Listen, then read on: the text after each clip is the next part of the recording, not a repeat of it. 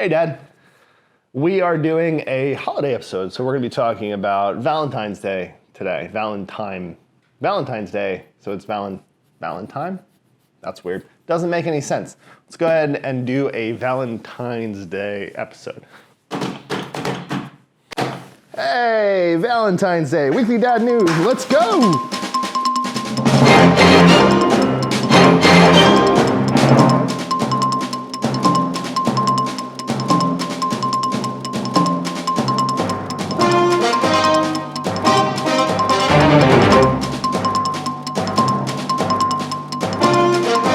So let's start talking about Valentine's Day at what kind of is the very beginning, which is like, who is Saint Valentine? Why is it the 14th? When did this all start, right? So to begin with, Saint Valentine is a Catholic saint and he has a feast day. Now the weird part is there are a lot of Saint Valentines. On Saint Valentine's Day alone, there are 3. But throughout the course of the year, there's many, many, many, many more. This is because the name Saint Valentine comes from Valentinus, which means strong or worthy. So there's a good half dozen, if not more, Saint Valentines. But when you start talking about February the 14th, that becomes this kind of special day for love because of one of our favorite old English jackasses, Chaucer, the guy that wrote Canterbury Tales that kind of puts a lot of people off in English class in high school. But besides Canterbury Tales, he wrote a poem. I got a name here. Here it is. The Parliament of Fowls. And in the Parliament of Fowls, a whole bunch of birds get together and talk about how cool it is to pair up for life. And the day that they all get together and do this is February 14th, the feast day of Saint Valentine. So that weird confluence pushes these things together, and all of a sudden Saint Valentine becomes associated with love and birds, not really birds, but you have this strange confluence of events that turns into this idea of courtly or romantic love being paired with Saint Valentine, and Chaucer does this in 1375-ish.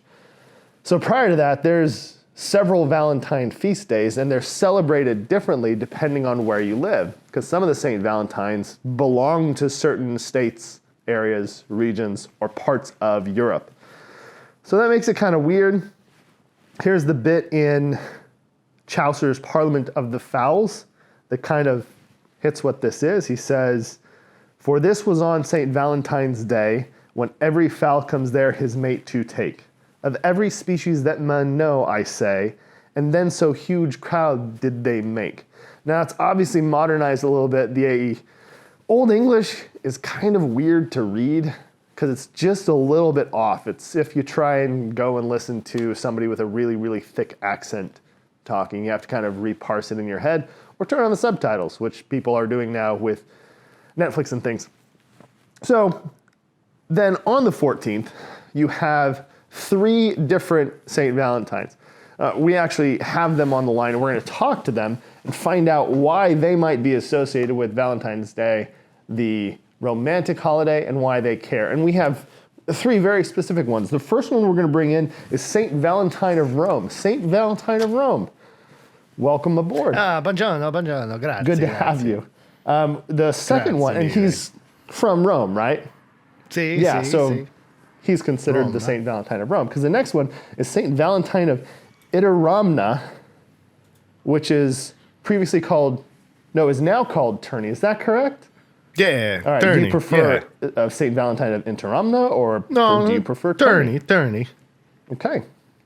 And then the last one we have is Saint Valentine of Africa. Saint Valentine of Africa. There's not a lot known about you, right? I died in Africa. Yeah, that is about all we know about you. Is there anything you can fill us in on, or? I died in Africa. Okay, so let's talk about that, and then let's look at your martyrdom. So Saint Valentine of Africa. I died in Africa. Yeah, right. I died in Africa. So, Saint Valentine of Terni. Let's start with you. Do you want to talk through your martyrdom, like how you came to be sainted? Yeah.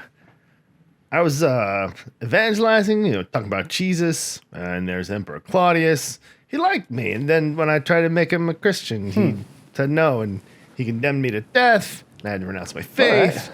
And then they threatened to beat me with clubs. And then I was executed outside the Flaming Gate on February 14th, 269. Okay, and let's compare that with Saint Valentine of Rome. How did you come to be sainted and your martyrdom, if you don't mind? I was just there talking about, Jesus, and this judge said that if Jesus was real, I had to make his daughter not blind, and I did it, and then a whole bunch of people got baptized. They got mad at me, and they buried me outside the Flaming Gate of Rome. But at a different distance than those stories sound really familiar, guys. They're kind of... Are you the same person? Maybe. No. No. Okay, how do we know you're different people, though? Yeah. I still think you might be the same guy, but we'll let you guys be different guys. Let's hit one more thing now that you've been so kind to fill us in on that. So, Saint Valentine of Rome, what are you the patron saint of? Epilepsy and beekeepers. That doesn't have anything to do with romance or love. Saint Valentine of Tourney, what about you? Epilepsy, beekeepers, and tourney. Yeah, you guys definitely might be the same guy.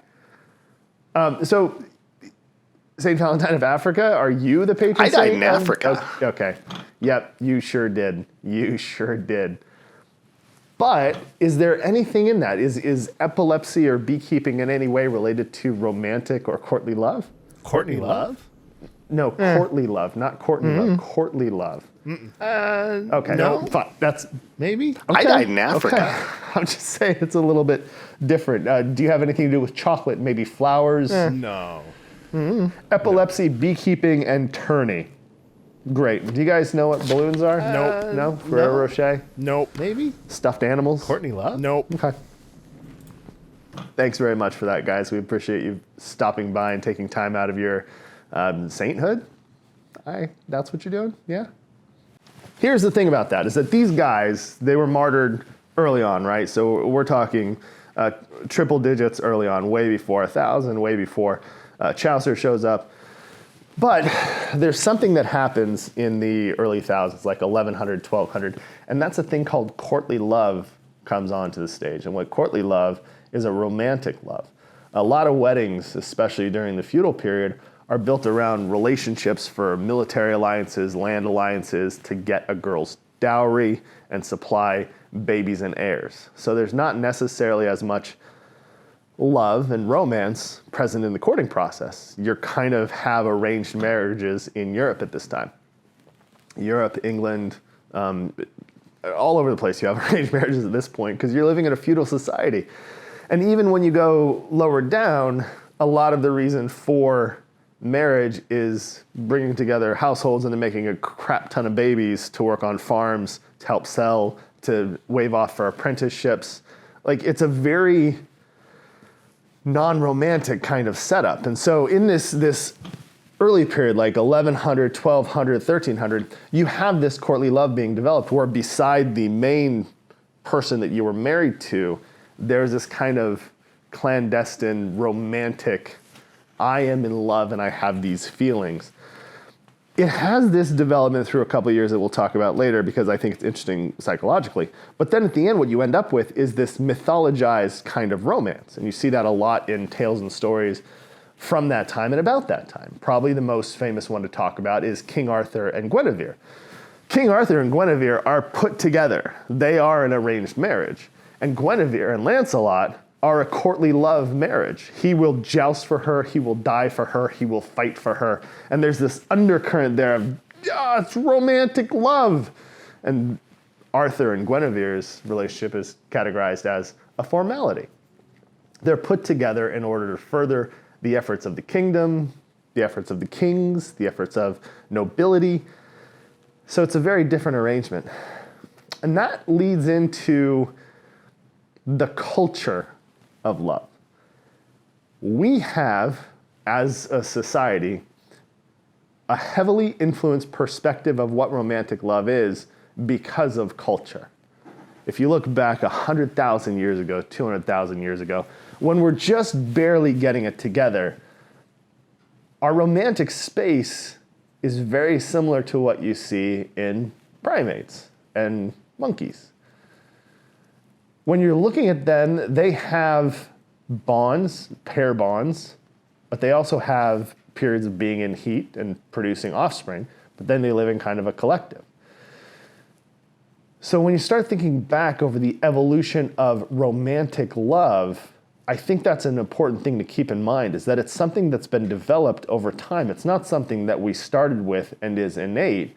We had that capacity for some reason, and we've slowly grown that capacity and colored it with external influences. So nowadays, when we're talking about Valentine's Day, we talk about a very specific culturally appropriated shape that we've put forward onto this space. And there's a set of tropes around it. The trope of the single person on Valentine's Day.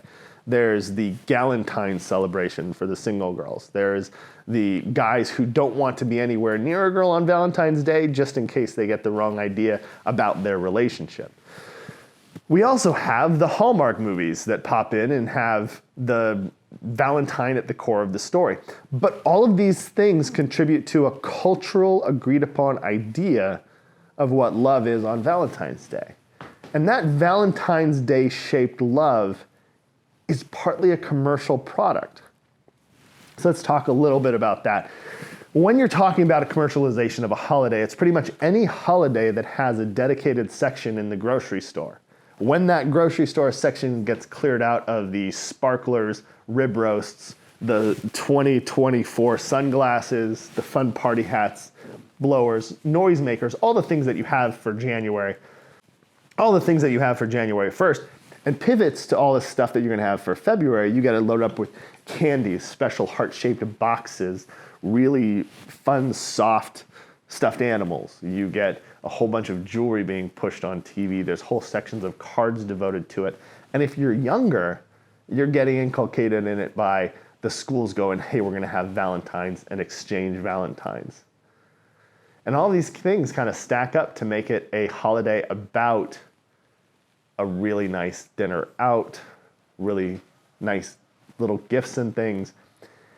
And that kind of pulls us away from this whole development as a society and as a culture of really kind of exploring what love is and what love can be. So going back to that idea about the difference in love now than 100,000 years ago, or through different species, some who pair bond and mate for life, others who are terrifyingly promiscuous. And you look at that spectrum of engagement and relationships, and you start looking at the history of ours, and even if you don't go too far back, you can start seeing how it colors the way that we form relationships and the way that we experience relationships. If you look back at paintings done at different times, at photos taken at different times, you see this change in what is attractive for men and women, which colors the beginning of our relationship and how we start off with infatuation and lust and these kind of carnal impulses, right? So it's this what is beautiful, what is sexy. And in the last 20 years, the difference between cleavage and big butts and that kind of thing, super skinny back in the 60s and 70s to the more curves now, like that fluctuation is a cultural conversation. If you go back even further, here's a really good example. I have two. For a really long time, in the court of Marie Antoinette, it was considered fashionable to be as pale as possible. The reason it was considered fashionable is because the people that were tan had to go work in the fields. They were outside all day. So being pale was sexy. Being tan was gauche. Now it's flipped. Because if you have money, you can spend time outside and get tan. So it's become this signifier, where if you don't have a bunch of money, you're stuck in an office and pale as a board. So now it's switched. And being tan is sexy, and being pale is gauche. But that's a cultural conversation that's happened. And a lot of times we don't even notice it's happening. You go back to Rubens' paintings, and Rubens painted these full-figured women that were soft. And they're gorgeous paintings. They're beautiful women.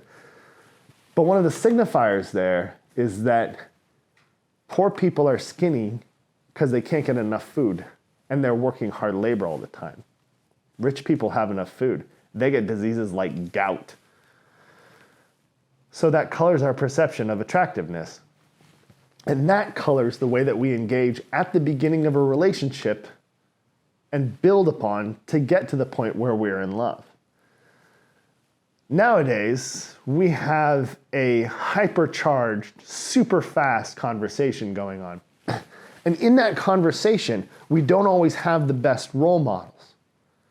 So this Valentine's Day, I wanted to highlight that my parents have been one of the best role models for what a long-term romantic relationship looks like.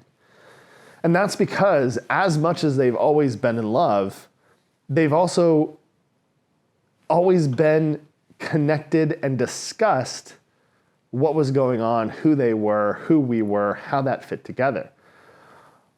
That's seen less and less in media, and I think that it's seen less and less in some homes. I'm not going to say there's an epidemic of this right now. I'm just saying that our cultural conversation, what pops up on the TVs, is a little bit different. But if you're thinking about romantic love, as opposed to erotic love, infatuation, lust, or limerence, but this long-term romantic pair bonding capability, you're really talking about a partnership. You're talking about something where two people have come together and found the pieces of themselves that are better because of the other person. And any little bits that detract from that are not buried, but discussed and understood. And that continued discussion and understanding is part of the ongoing process of being in love. Love is not infatuation. Love is a long, slow conversation that afterwards, no matter how complex it is, or no matter how it kind of jumbles or hurts you, you come out the other side and you feel better. And with all of its complexities and flaws, if you like the person you are better when you're with your person than when you're not with your person, that's what they talk about being made whole. You're not looking for your other half. You're looking for the person that can get you out of you in a better way than they have before. So, with that, I want to say that I thank my parents immensely for giving me that model. And I hope that in listening to this, you can look around and you can find models in your life that kind of set that up for you. Mom and Dad, you guys have this in spades. I have no question this will be fine. But with that, I want to tell you that for St. Valentine's Day this year, you can do the things. You can go out, you can spend money, you can buy nice gifts, you can buy diamonds, give De Beers $1 again, fine, whatever. You can do all those things, but while you're doing them, track somewhere in your brain and start to go, while I'm with this person, am I just aroused or am I also stimulated? Am I finding a better me through this person? If you are, happy Valentine's Day. Mom and Dad, love you. Kier, love you. Bye, guys.